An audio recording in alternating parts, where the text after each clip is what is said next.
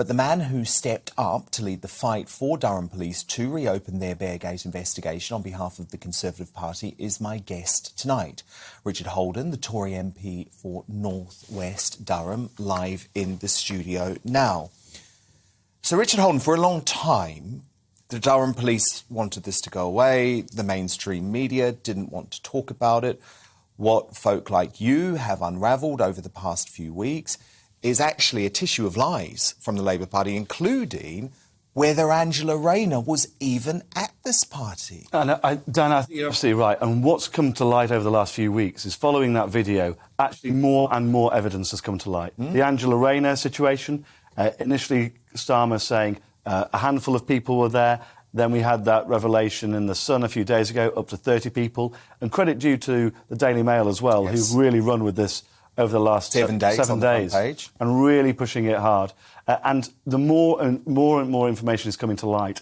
And I think the pressure now surely is on the police to... And I think everybody in the country just wants people to be held to the same standards, whether it's the Prime Minister or the leader of the opposition. And he's been hammering it for month after month after month. The entire week before we broke up for the Queen's speech recess, Labour went on it 3 major times. And it really, I think it really bothers people when there's that level of hypocrisy from the opposition. Now they're sort of saying, well, it was a work event, etc., etc., all stuff that the Prime Minister has hammered remorselessly for before. And the Prime Minister, to give him his credit, has come out and apologised. Nothing like that from Sir Keir. He keeps doubling down. But when he doubles down, he also found out because he keeps lying. And he's done it time after time after time now. You've obviously been digging into this story and looking at it very closely. Do you think there's any excuse now for Durham Police not to reopen the investigation, given that they didn't even look at the video? We're told they didn't even request the video.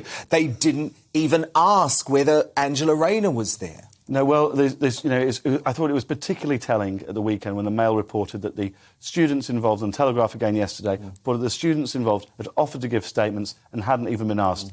I just find it astonishing. I don't think there is any excuse not to reopen it at this stage. The more that's come out, it's quite clear that the Labour Party were not telling the truth to the media and to the people earlier in the year and last year when all of this was being discussed. So what were they telling the police at the time? It's quite clear to me that the police really have a duty now to be open and fair and transparent in the way that they pursue things in one part of the country and another part of the country. We're all under the same lockdown restrictions, and I just think it's absolutely essential that the investigations are also carried through properly in all parts of the country. Do you think there's some sort of Labour cover-up going on here? Because you look at all of the aspects of the story, including, you might say, the minutiae.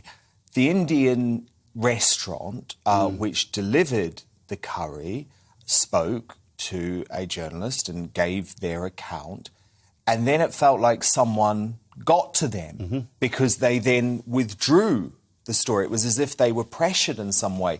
Do you know what's going on the ground? Are there Labour Party officials trying to shut people up? Well, it's quite clear there are major questions to answer about all of these issues, and there needs to be a proper investigation, because while all of this is happening, if you're trying to suppress evidence, it's obviously very serious.